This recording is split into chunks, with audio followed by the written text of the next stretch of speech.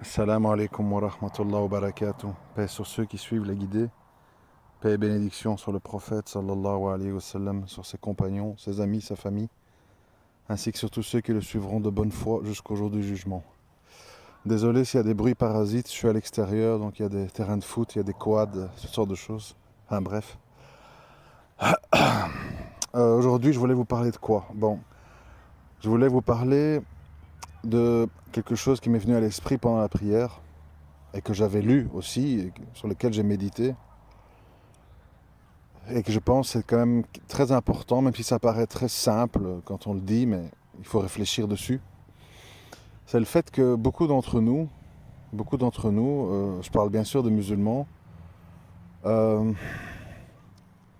on, comment je vais dire, on fait fausse route au niveau de le temps qu'on consacre à certaines choses, les angoisses qui nous habitent, les pensées, et si, et demain, et après-demain, et ainsi de suite. Parce que, effectivement, comme je l'ai lu, le plus grand drame qui peut arriver aux musulmans, c'est de penser, consciemment et inconsciemment, qu'il va vivre encore longtemps. Et ça, c'est vrai que c'est un problème, parce que quand on a la conviction d'une longue vie, alors qu'on a beaucoup d'exemples sous les yeux, de jeunes qui meurent, de n'importe, d'accidents, de Covid, de cancer foudroyant, arrêt cardiaque, et j'en passe. Oui, on voit, mais on dit toujours c'est pour les autres. C'est les autres. Et on sait pas, on sait vraiment pas le temps qu'Allah nous a assigné ici. Et ce qui veut dire que, bien sûr, c'est difficile de se dire sans arrêt, je peux mourir demain, je peux mourir demain, parce que la nature humaine nous empêche de penser à ça pour qu'on aille de l'avant, pour qu'on fasse des projets, pour qu'on se marie, pour qu'on ait des enfants, etc. Donc, mais vous savez, quand on a un peu vécu, et quand on a surtout observé la vie des autres, moi vous savez, j'aime beaucoup les biographies visuelles ou écrites, parce que on voit en fait des similitudes.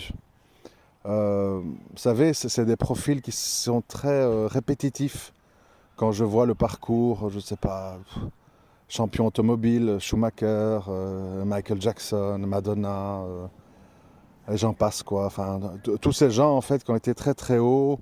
En fait, c'est toujours le même schéma. C'est des gens qui ont beaucoup galéré et qui ont voulu prendre une revanche sur la vie, qui ont beaucoup travaillé, comment je vais dire, qui ont tapé et retapé aux bonnes portes, qui ont insisté, qui ont accepté des humiliations et qui ont eu comme ça comme objectif de devenir un grand pilote, une grande chanteuse, etc., etc. Et puis au final, qu'est-ce qu'on voit? Oui, que c'était un mirage. C'était un mirage. Schumacher est dans le coma depuis 7 ans. Madonna n'existe plus. Elle devient une parodie d'elle-même. Bon, elle lutte, hein, elle se bat parce qu'elle est dans la musculation pour essayer de faire jeune, etc. Mais bon, inévitablement, elle est dans le basculement. Bon, Michael Jackson, on connaît tout ce qui s'est passé. Il n'a jamais eu une vie sentimentale stable. A dû utiliser une infirmière pour avoir des gosses. C'était malheureux. Ces trucs de peau, il vivait sous anesthésique et calmant. Enfin bref, voilà. Euh, Parce qu'en fait, il faut tirer des leçons de tout ça, vous comprenez? Ça sert à rien de regarder tout ça et puis dire, bon, il faut tirer des leçons. Et Allah, il nous le dit dans le Coran, quand il dit, mais on n'a pas bien extrapolé, mais quand il intitule une sourate La course aux richesses, la course aux richesses vous distrait jusqu'à ce que vous visitiez les tombes. C'est quelque chose qu'il faut beaucoup méditer. Il faut beaucoup méditer. Moi, je ne suis pas quelqu'un qui agite beaucoup le spectre de la mort pour faire peur aux gens. J'aime pas trop cette méthode, en fait.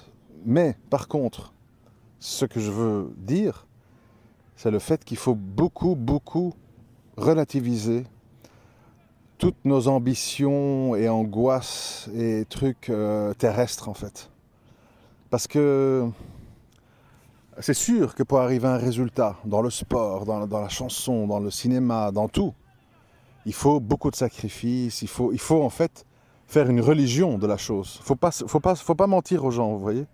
Pour, pour devenir une star de la chanson, une star du football, ça doit devenir votre religion, votre dîne, vous vivez là-dedans, en fait, matin, midi et soir. Je me rappelle très bien avec l'affaire Ménel, à l'époque, avec son turban et tout et tout. Tu voyais en fait que la fille, sa vie sur sa chaîne YouTube, et ce qu'elle parlait dans les interviews, sa vie, c'est la musique et tout ce qui va autour. C'est-à-dire que ça devient une religion. Et à ce moment-là, la religion, au niveau croyance, devient quelque chose de décoratif qu'on met autour. C'est-à-dire, voilà, toute ta vie, c'est le football, tu manges football, tu rêves football, tu dors football. Et tout au plus, ben, quand tu mets un goal, tu fais un signe de croix ou tu te mets en sous-joute après un but. Voilà, c'est-à-dire qu'il y a des soubresauts de religion, mais qui deviennent des tout petits satellites autour du grand axe majeur sur lequel gravite ton âme, qui est la passion. Passion de la musique, passion du sport, passion de tout. Les passions terrestres sont multiples, hein, elles ne manquent pas. Chacun trouve une manière de se passionner pour quelque chose. Et toujours le souci de tout ça, en tout cas quand on est musulman, parce que quand on ne l'est pas, malheureusement, on est complètement cuit, parce que si on n'a plus de passion, ben, il ne reste plus que le suicide, vous comprenez, c'est le vide. Mais nous, les musulmans, en fait, on tombe dans le piège des passions parce que on pense qu'on va mourir dans longtemps. Je ne dis pas qu'on le pense comme ça, on le pense inconsciemment dans notre tête. Oui, c'est loin, oui, j'ai encore le temps, oui, on verra, il faut d'abord... Vous savez, moi je me rappelle quand je parle aux gens par rapport au mariage, aux enfants, j'ai toujours la même réponse en fait. Oui, on verra, d'abord il faut que j'ai un pied dans le monde professionnel, puis... Et puis il y a toujours quelque chose en fait. Et au final, les gens, ben, le temps il passe, et ils se retrouvent en fait dans tout à fait un autre schéma que ce qu'ils pensaient au début. Et voilà, leur plan, il tombe à l'eau ou il ne se passe pas comme prévu. Ça fait partie, je pense, de l'humilité et de la foi que de dire, sincèrement, de se dire, le schéma de vie que Allah il a choisi pour moi, je ne le connais pas. Je crois faire des bons choix. Vous savez, moi, je vais vous dire un truc. Moi, ça m'arrive... enfin, j'avais plusieurs choses à dire, parce que je devais dire autre chose, il ne faut pas que j'oublie. Moi, ça m'arrive souvent, en fait, pas seulement maintenant, dans toute ma vie, en fait, de vraiment, sincèrement dire, j'ai fait des efforts, des efforts avec telle ou telle personne pour être bien, pour l'aider, pour être un bien pour lui, voilà, d'une façon ou d'une autre. Et j'en ai l'intime conviction. Et puis je vois, en fait, que ça fait l'effet inverse. Plus je fais du bien, plus la personne, elle est contre moi, me reproche des choses, est malheureuse ou malheureux. Et ça, c'est très difficile à vivre. C'est très difficile à vivre, avoir l'impression de faire le bien et récolter des reproches, du mal. On le vit comme une très très grande injustice. C'est d'ailleurs pour ça ça aussi, il faut vraiment faire les choses. Fis sabilillah, c'est tellement important parce que vraiment, si vous faites les choses pour les humains, c'est déception assurée. Pas parce que l'humain est fondamentalement mauvais, méchant, ingrat. Oui, il a des moments, mais il n'est pas fondamentalement. Mais l'humain est pris dans ses problèmes, dans ce qui accapare son attention. Et parfois, il voudrait vous remercier, mais il ne peut pas le remercier. Vous savez, quand j'étais en prison, j'ai reçu une fois une lettre très courte, contrairement à d'autres lettres que je recevais qui étaient parfois très longues. Vous savez, on est surpris en prison, hein. On est surpris des gens qui écrivent. On est très surpris, on est très étonné parce que on a des manifestations de gens dont on ne s'attendait pas du tout.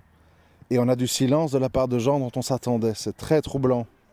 Et là, on se dit dans la vie, il faut faire très attention parce que dans la vie, c'est pas comme on croit. Les gens sont pas comme on croit. C'est comme ça. Et donc, j'avais reçu une petite lettre, très très brève, mais qui m'avait quand même interpellé, touché. C'était, je crois, un jeune frère. Il m'avait écrit, si je me rappelle bien, donc il m'avait salué, salam alaikum. Voilà, je t'envoie une petite lettre. Je n'ai pas l'habitude d'écrire. Je suis de la génération on est tout le temps sur les ordinateurs. Mais je voulais juste que tu saches que je pense à toi, que tu m'as fait beaucoup de bien dans ma vie. Et même si c'est pas grand-chose, voilà, je t'envoie en annexe, enfin en 6 juin, quoi.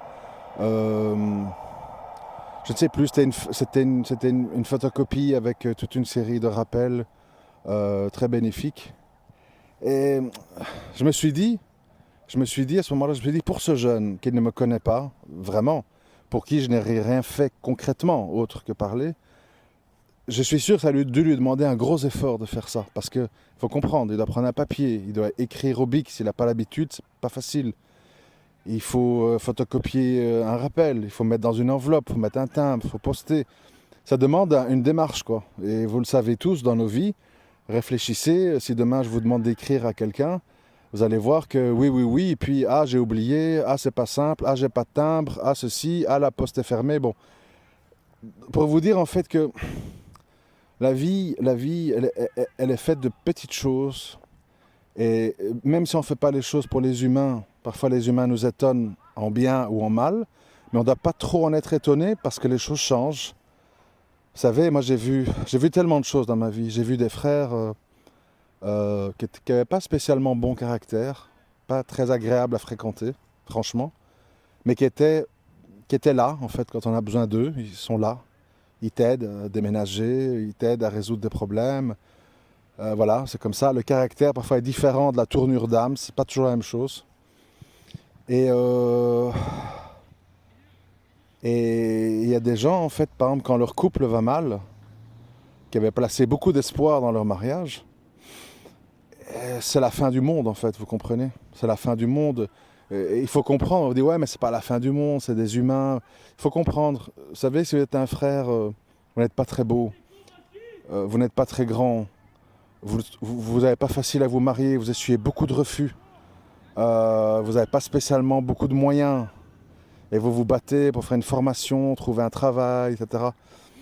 Et après, alhamdoulilah, là, il vous donne une épouse avec qui vous avez des enfants, vous arrivez à commencer à construire un projet qui avait l'air très compliqué à la base, parce que vous n'avez pas beaucoup d'atouts dans votre jeu, entre guillemets. Quand ça échoue, et que ça se termine... comme souvent, avec des drames, des cris, des avocats, la police, les machins, ça peut être quelque chose qui vous détruit. C'est pour ça, moi quand je dis tout ça, je le dis toujours sur la base d'exemples que je connais. Je ne suis pas occupé à fabuler, tu inventes des histoires à Bourayan. Non, je vois le monde autour de moi, comment il fonctionne, en plus de ma propre vie, et j'en tire des leçons. Et il faut vraiment... Et je sais que c'est dur parce que on est des créatures qui avons besoin de sociabilité, qui avons besoin d'espoir, qui avons besoin d'amour, qui avons besoin de tendresse. On a besoin d'écoute, on a besoin de communiquer, on a besoin de plein de choses. Et tôt ou tard, en fait, on tombe dans le piège d'espérer de l'humain à long terme. Tu peux espérer de l'humain par surprise, une fois, 2 fois, puis tu te dis, bon, voilà, le frère, j'ai plus de nouvelles, mais voilà, je sais qu'il doit avoir ses propres problèmes. Et il faut vraiment acquérir à un moment donné un grand détachement sur les attentes par rapport aux humains et aussi les coûts émotionnels par rapport à un bonheur ou un malheur. Tu ne peux pas monter aux étoiles parce que tout va bien et puis tomber au plus profond des abîmes parce que ça se termine mal. Tout est variable. Et tout se termine par la mort de chacun d'entre nous, au final. Donc tout ce qui est entre votre naissance, notre naissance et notre mort, ce sont des variables. Bonheur, malheur, l'argent rentre, l'argent sort, on t'aime plus, on est reconnaissant, on est ingrat, on se rapproche de toi, on s'éloigne. Et vous savez, c'est pas toujours, je vais vous dire une chose, c'est pas toujours les gens qu'on pense malheureux qui sont vraiment malheureux, je vous assure. Il y a des gens, ils trouvent un grand équilibre en prison, ils lisent, ils prient à l'heure, ils font du sport, etc., etc. Alors les gens, ils sont tous là, ils écrivent, mon frère, on pense à toi, qu'Allah te renforce, etc. Ça part d'un bon sentiment, hein, je dis pas ça, ça fait plaisir, bien sûr. Hein.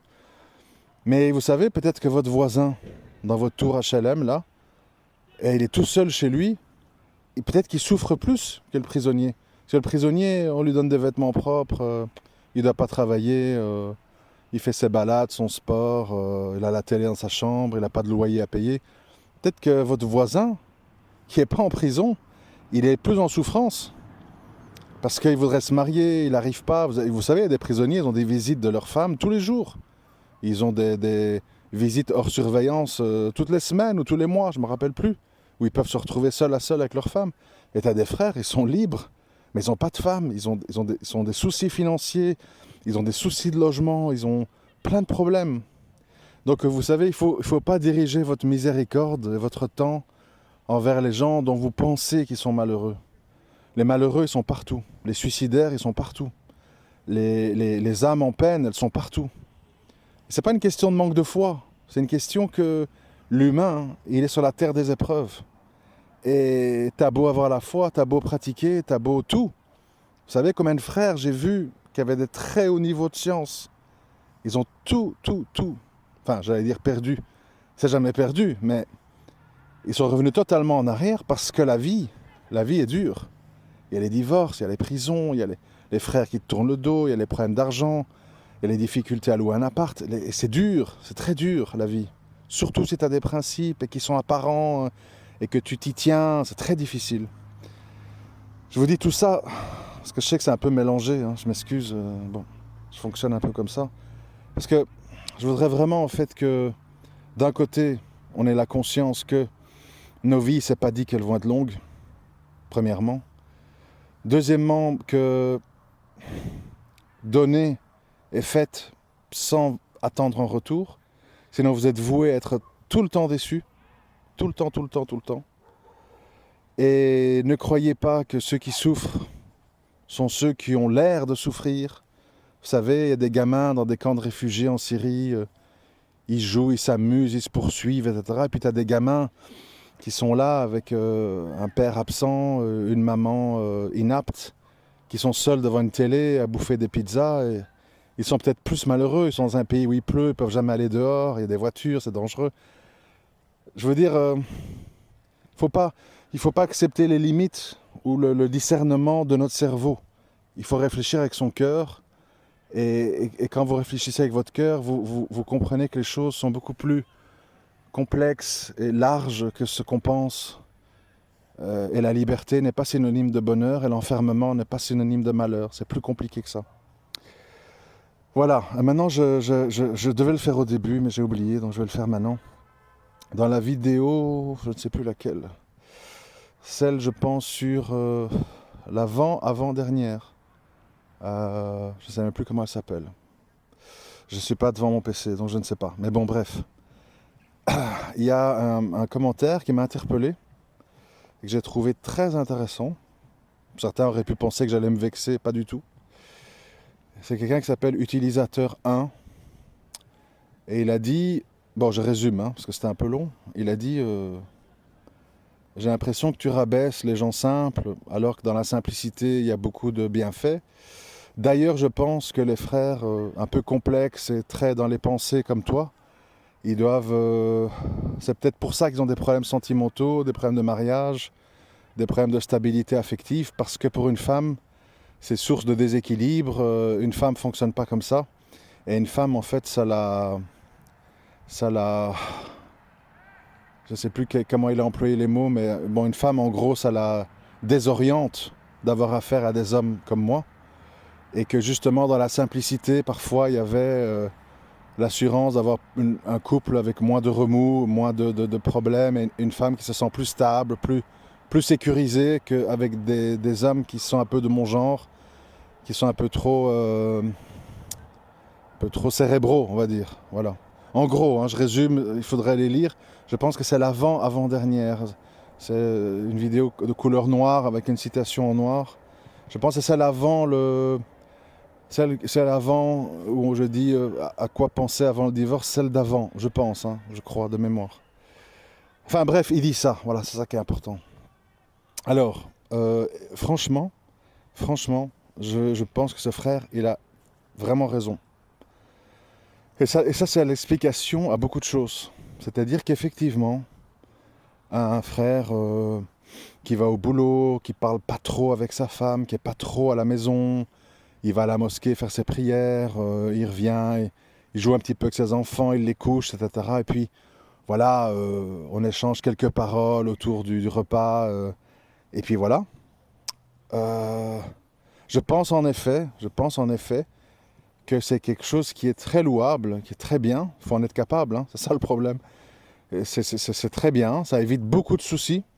Je pense que beaucoup de soucis dans les relations hommes-femmes, elles sont liées au fait d'être trop ensemble, de trop parler. Trop parler parce que justement, en parlant de trop, de toute une série de sujets, eh bien, on en vient à des désaccords logiques entre un homme et une femme. Et ça amène plein d'ennuis. Donc je suis tout à fait d'accord avec ça. Et il a rajouté, j'avais oublié, il a rajouté en son commentaire, d'ailleurs, les sœurs très philosophiques, qui sont beaucoup dans l'actualité, dans la réflexion, qui réfléchissent à tous ces trucs-là, les vaccins, le machin, les complots. Et il dit souvent ce sont des sœurs désorientées qui elles-mêmes sont un peu masculinisées et sont parfois problématiques. Et à nouveau, je dis que c'est vrai, c'est mon expérience, en effet. Déjà que je pense, car je l'observe, que beaucoup de gens, hommes et femmes de notre époque, sont des gens qui ont des troubles psychologiques, mais effectivement, ils sont accentués quand en effet, des femmes commencent à adhérer à des comportements masculins. J'ai mis du temps, moi, à le comprendre, hein, parce que c'est très compliqué tout ça. Hein, mais en effet, comme le dit ce frère, une femme qui est très instruite, qui est très dans la réflexion, qui est très dans les discussions, en gros, qui est profonde, hein, en général, ça rentre en conflit avec sa nature féminine. Et il y a des problèmes. Il y a des problèmes, parce que ça ne va pas ensemble, en fait. Pourquoi? Parce que une femme, pour avoir des enfants et s'en occuper, elle doit être sereine, elle doit être calme. Sinon ses montées de lait s'arrêtent. Enfin bon, bref, je ne vais pas rentrer dans toutes les considérations technico-physiques, mais c'est vrai que tout ça c'est délicat. Hein. Moi, souvent j'entends des frères, je vais épouser une sœur intelligente avec qui je pars des discussions. Oui, mais tu auras d'autres problèmes. Tu auras d'autres problèmes. Et d'autres frères, oui, avec ma femme, il y a moyen de parler de rien, il n'y a rien qui l'intéresse. En dehors de sa cuisine, son maquillage, son truc, ben, il n'y a rien qui la branche. Elle est vite perdue, elle perd pied, oui, mais bon, peut-être que c'est sa source d'équilibre. Peut-être qu'à cause de ça, elle n'est pas trop déséquilibrée par toute une série d'idées, le vaccin et le machin, et qu'est-ce qu'on fait, la hijra, et l'argent. C'est compliqué la nature humaine, on ne peut pas tout faire, on ne peut pas être tout. D'où le fait que hommes et femmes sont complémentaires. Et c'est vrai, je pense vraiment que, en effet, si vous êtes des frères un peu de mon style, c'est pas, je vous le dis franchement, c'est pas ce que les femmes recherchent. C'est pour ça que je dis, faut arrêter d'être dans l'envie, ouais, Abou Rayhan, public, machin, les femmes. Vous savez pas de quoi vous parlez, vous connaissez pas mes problèmes, vous connaissez pas ma vie. Et franchement, c'est pas, si vous pensez que c'est ça qui va vous amener des femmes qui vont vous admirer, t'es intelligent, t'es profond, t'es ceci, tu penses à des trucs, tu développes. Oui, mais oui et non en fait. Oui et non. Parce qu'en effet, c'est déstabilisant. C'est un côté inquiétant en fait, quelqu'un qui pense, quelqu'un qui réfléchit à tout, qui remet tout en question, qui parle 30-40 minutes sur un sujet. Vous voyez bien le débit dans mon cas, quoi. Et encore, hein, je me retiens parce que bon, je ne veux pas inonder la chaîne YouTube. Et ça, c'est vrai qu'il ne faut pas croire que c'est la voie à suivre par rapport aux femmes, par exemple. Que du contraire. Que du contraire, ça les inquiète. Les femmes sont très pragmatiques. Elles veulent du réalisme. Hein, lieu de vie, éducation des enfants, argent. Et le blabla et tout ce qui va autour, c'est un petit peu vu comme un... Ça peut être amusant de loin, mais pas pour fonder une famille. Vous comprenez?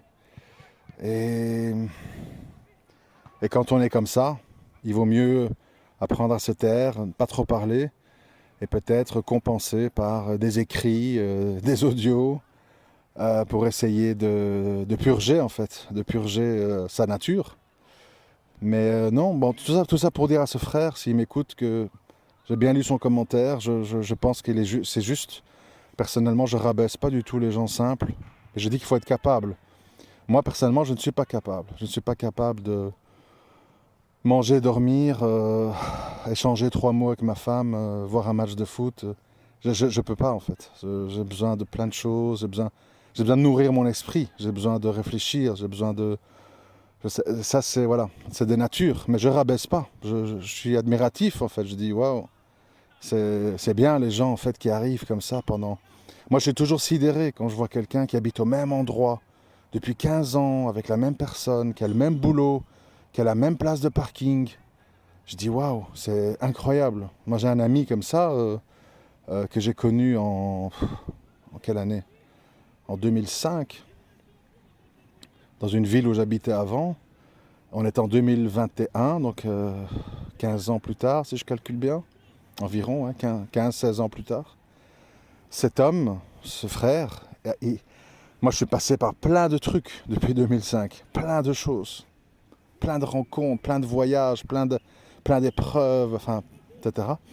Eh bien le frère, 16 ans après, il a la même vie. Il vit au même endroit, il a les mêmes soucis avec son ex-femme. Tout ce qui a changé, c'est qu'il a ses papiers, avant il les avait pas. Et il s'est mis en ordre et il a des petits boulots d'intérim. Et puis voilà quoi. Voilà, je suis admiratif, je ne suis pas occupé à me moquer. Mais moi, je ne sais pas si je suis capable de ça. Parce que j'estime que la vie, il faut vivre des expériences, il faut apprendre, il faut réfléchir. Il faut, pour moi, se figer complètement à tous les niveaux très longtemps, c'est une sorte de mort lente dont on ne se rend pas compte parce qu'elle est déguisée sous le confort de la sécurité et de la routine. Mais après, c'est pas voulu non plus. Vous savez, moi j'ai eu beaucoup de boulot dans ma vie et je voulais vraiment les garder. Et il se passait toujours quelque chose. Il s'est toujours passé quelque chose qui a fait que je ne suis pas resté longtemps. Et ça depuis toujours. Des CDD non renouvelés, des secrétaires vexés que je faisais pas la bise, une remarque ou une parole qui a été mal interprétée, une attitude jugée pas assez soumise. Il y a toujours eu quelque chose. Et donc, je veux dire, parfois, on est victime de sa nature. Tu veux bien faire, tu voudrais rentrer dans le moule, tu voudrais être comme tout le monde, mais tu n'y arrives pas. Malgré que tu fais vraiment attention. Moi, les années passées, je faisais vraiment attention. Pas un mot de politique, pas un mot de religion. Le plus rire bêtement de leurs blagues idiotes pour faire semblant que tu es dans leur trip et tout. Mais malgré ça, ils reniflent que tu n'es pas comme eux. Ils le sentent. Les gens, ils sentent ça. C'est une question d'onde. Et quand ils le sentent, ils te prennent pour ennemi. Ça, c'est mon expérience de vie. Franchement.